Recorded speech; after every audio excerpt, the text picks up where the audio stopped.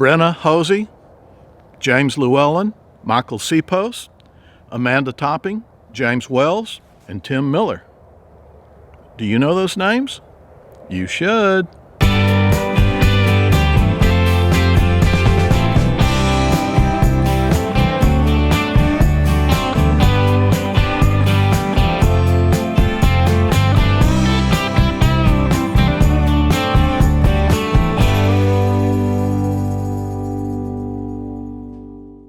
Well, howdy do, everyone, and welcome back to the ranch. I'm Dr. Lee, and as you can see behind me, it is another beautiful day in South Texas. We actually got some snow last night. Not that you can see it piled up in drifts out there in the pasture, but we did have some flakes in the air, which is a rarity for us. So our 2020 is complete.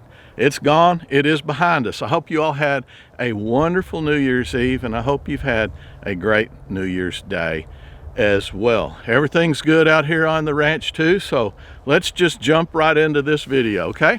About a week before Christmas, I pulled into our local post office, and when I pulled up there was a highway patrol, one of our black and whites is what we call them, sitting there, and a patrolman got out and he went in to get his mail, and I went in to get my mail. While we were in there, I walked by him, and I just, like I always do, I said, "I sure appreciate you keeping us safe." And he looked up at me, and through his mask, I could kind of tell that he smiled a little bit. And he said, "Well, thank you." He said, "I'm honored to be here."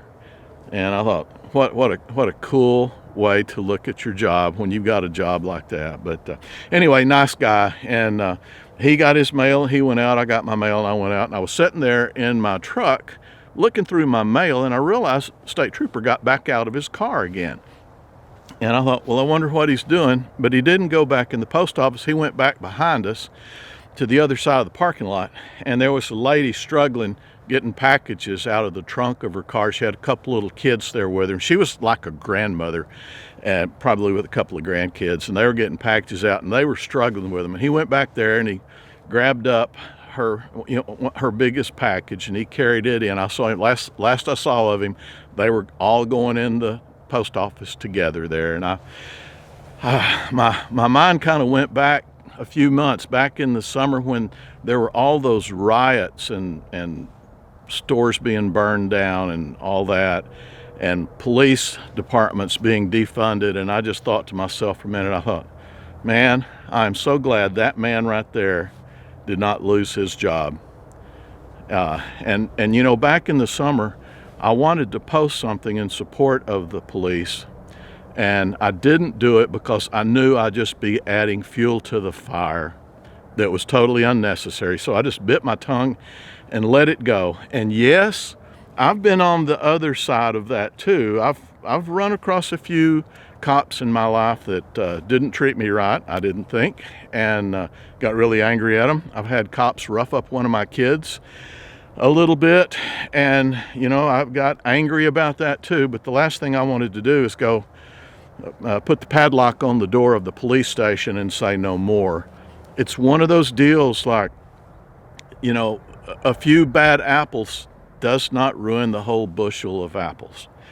And I wish we could all look at it that way instead of just having animosity against the police as a whole. And I'm not going to take this any further than that.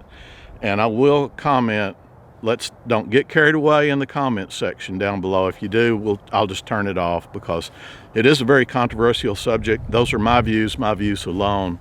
And so you don't hold anybody else accountable for my words. But anyway, that's the way I feel about it. Like I said, I've had a few run-ins with cops before, you know, not only with me, but with my children as well. And, you know, and I think the cops were wrong. But that was just a few select instances. It's just like I've run into bankers that were bad people. I went to school with veterinarians, or future veterinarians, that were terrible people, and I'm sure they made terrible veterinarians. Same thing goes with auto mechanics and doctors and dentists and lawyers, and you know, there's people that can ruin every profession if you let them. But if you look at the other side of it, the majority of them are just people like you and me. They go to work every day. They come home to their families every day. That's all they want to do, is be good Americans or good citizens of whatever country they live in. Anyway, enough of that. I apologize for my soapbox and rambling, but we'll get on to something a little bit different. And one thing is a question that I have for you. What did you do on Christmas morning? When you first got out of bed, what did you do? Me, about 6 o'clock, I got up, rolled out, I went and I made the coffee. I sat down, I got on the computer and started doing my little thing. I know a lot of you got up and braced yourselves for the kids getting out of bed to just totally destroy all the presents under the tree. I know a lot of you didn't have to go wake up the kids. The kids came and woke you up. But nevertheless, think back, what did you do? 5:30, 6 o'clock, 6:30, whatever time you get up on Christmas morning. And then I'll tell you a story about some of our friends. And again, I'll say, Brenna Hosey, James Llewellyn, Michael Seapost, Amanda Topping, James Wells, and Tim Miller. And on their Christmas morning, theirs was a little bit different than yours and mine. They were called to the scene of a shooting, gunshots being fired, and they all turned their squad cars and headed to this location. But when they got there, what did they find?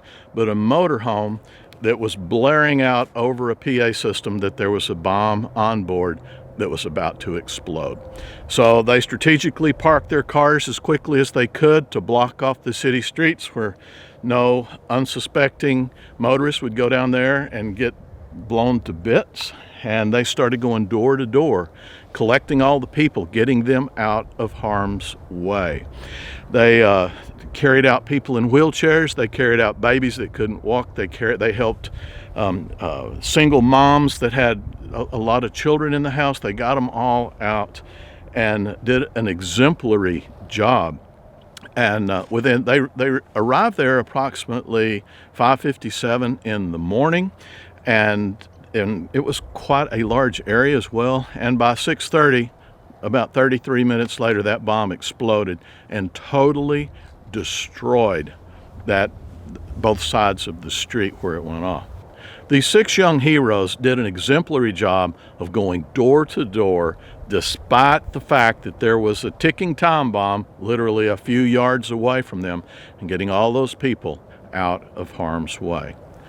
The Metro City Police Chief, John Drake, celebrated the work his officers did to evacuate nearby buildings when the situation was fluid and uncertain, the newspaper said. Those officers saved lives today. He said they immediately began knocking on doors, not knowing if the bomb was going off immediately, and they didn't care about themselves. They didn't think about themselves. They only cared about the citizens of Nashville. So those 6 names I read out twice now should be names that we all should know.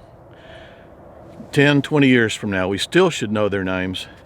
And I'm embarrassed to say that I'm just like everyone else in that I certainly remember Timothy McVeigh, Jeffrey Dahmer, Ted Kaczynski, and Charles Manson.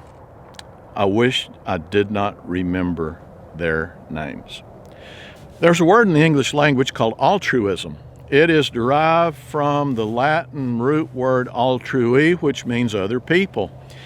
And altruism in the English language, the way we use it today, means something you do for other people despite the fact that it may come back to bite you in the butt. Altruism basically is a self-sacrificing love. It is exactly what those 6 police officers in Nashville did, and I hope we never forget their names. I know the city of Nashville won't. This is the point in the video where down in the notes I was supposed to tell you, thanks for stopping by, Happy New Year, yada, yada, yada. And I looked at that Happy New Year and I thought, that is so superficial. That is just so hollow.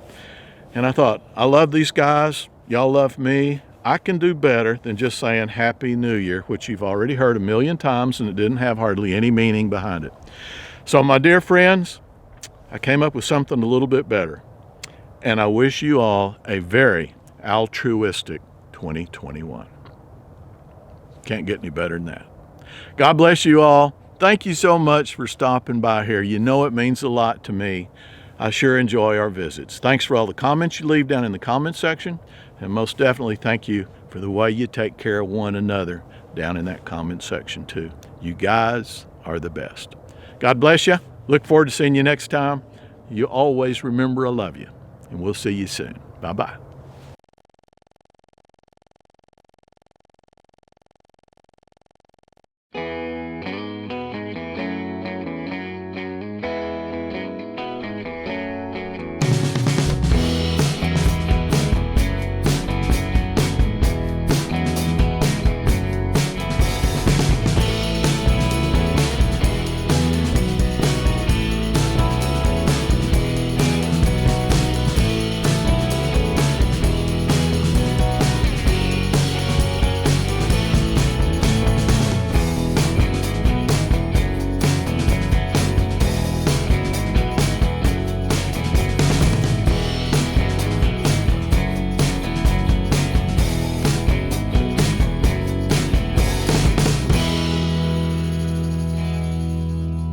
So what you doing there, Al?